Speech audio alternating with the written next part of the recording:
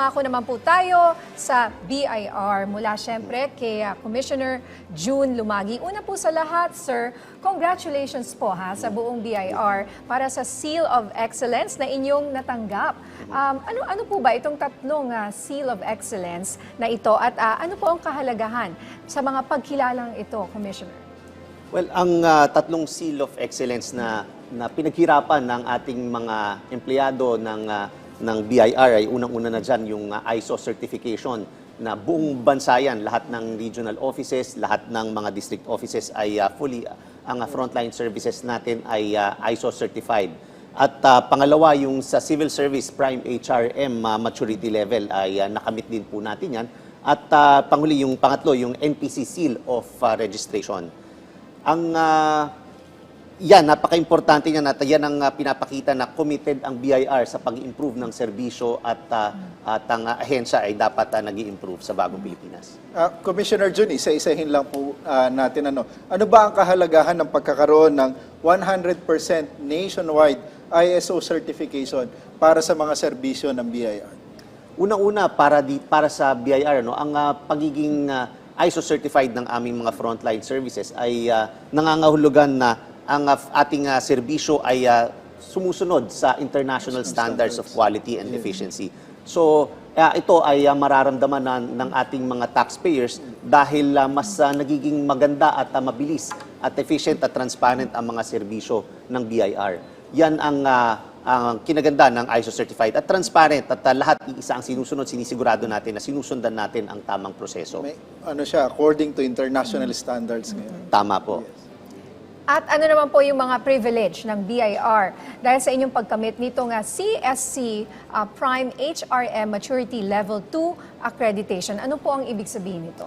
Ang ibig sabihin yan ay ang BIR ay isang professional na organization. Alam naman natin na ang isang ahensya ay sinusukat din at yung magiging serbisyo at professionalism ng isang institution ay largely dependent sa mga empleyado ng isang ahensya.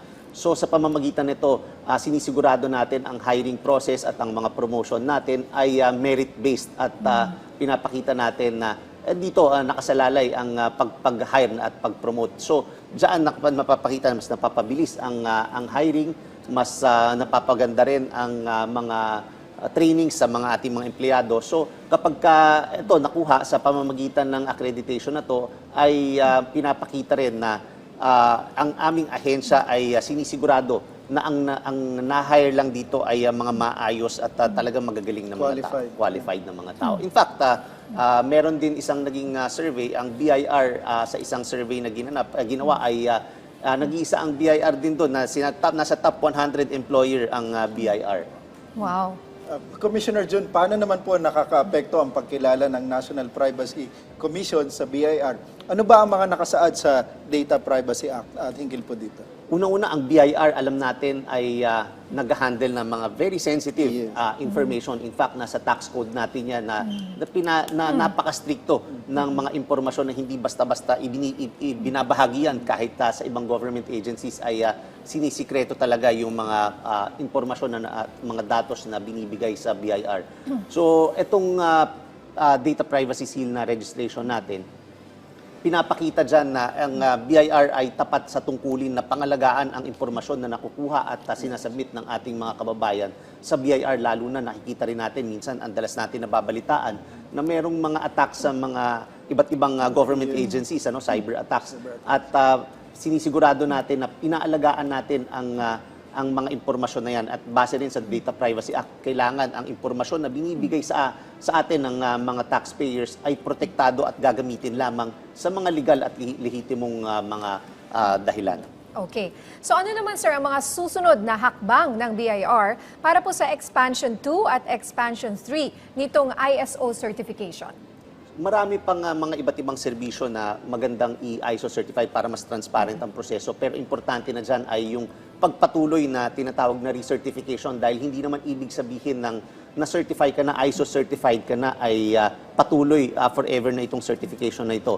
Ang ISO ay patuloy din yan. Nagkakaroon ng recertification taon-taon para masigurado na kung ano yung mga prosesong tinakda ay nasusunod at sumusunod, patuloy na sumusunod sa international quality standards. So yan ang gagawin. Taon-taon po natin gagawin yan, yung ating recertification sa ISO. So hindi yan one time lang. Hindi lang one time dahil commitment Dapat may po yan. forever dyan, Yes, Commissioner. yan ang sisiguraduhin natin. Patuloy ang gagawin nating recertification para para masigurado natin na hindi lamang ngayon lang natin ito gagawin, kundi talagang pagpapatuloy natin na susundan natin ang international quality standards. Na-update kasi regularly din ang standards. Sa ibang usapin naman, Commissioner June, tungkol dito sa inyong nationwide crackdown sa mga illegal na vape products. Ano na po ang kabuang bilang ng mga illicit vape retailers o resellers na nahuli na po ng BIR sa ngayon?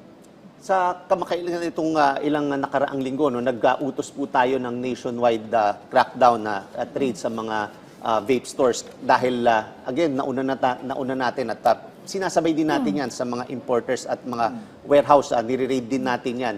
Pero hindi lamang sapat na ang warehouse lang ang nire-raid natin dahil nakalabas na itong mga produktong to sa merkado. Kaya kinakailangan din bantayan ang mga retailers dahil ang mga retailers na ito ang siyang tumatangkilik sa mga smugglers. So kung hindi tatangkilikin ng mga retailers ang mga smugglers na ito at kukuha lamang sila sa mga lehitimong suppliers at yung mga nagbabayad ng tax, ay mapipilitan ang mga smugglers na ito na mag-rehistro at magbayad ng tamang buwis. So ngayon, nung sinimulan natin ito, ang nabisita na natin at nakita na natin ay mga 506 illicit vape stores sa buong bansa at patuloy pa rin nating gagawin ito linggo-linggo. Okay. So, bakit po tayo naka-focus sa vape products? Nasa magkano po ba sa kabuuan ang tax liabilities ng mga ito kasama ang mga penalties? Nakatutok tayo dito dahil itong vape industry na to ay patuloy na lumalaki. Bagong industriya to, so kinakailangan na bigyan natin sila ng edukasyon dahil nung nagsimula ito, ang vape products na to, hindi nila alam siguro na kinakailangan magbayad ng excise tax. That's why medyo aggressive tayo dito dahil gusto natin magkaroon ng education. Dahil again, thriving itong industriya na to at pagka hindi natin natutukan at i-educate ang mga nagnenegosyo dito ay patuloy na lalaganap ang illegal na kalakaran at hindi na natin makontrol. At ang malaki ang nawawala dyan. In fact, ilang bilyon yan, tinanong din yan na kahapon nung sa budget hearing, at bilyon-bilyon ang nawawala dito at bagsak kasi ang excise tax collection natin. Itong linggo pa lang na to, dun sa mga na-raid natin, ay 181 million na agad ang nakuha natin dito. Alright. Well, congratulations pala kahapon sa budget, Commissioner. Ay oo, sa wakas ay tapos na ang aming budget hearing. Congratulations. Kayo naman po, Sa susunod. Monday kami, November 18, ang DA sa Senate plenary. Good luck, Good luck. sa DA po. Maraming salamat. Kita nyo naman, hardworking ang ating mga kasama. Nandito pa rin sila sa Bagong Pilipinas ngayon. Maraming salamat po sa inyong mga updates sa amin, Commissioner June. At congratulations po ulit sa inyo dyan sa BIR. At syempre, maraming salamat, ASEC Arnel Salamat din. sa Department of Agriculture.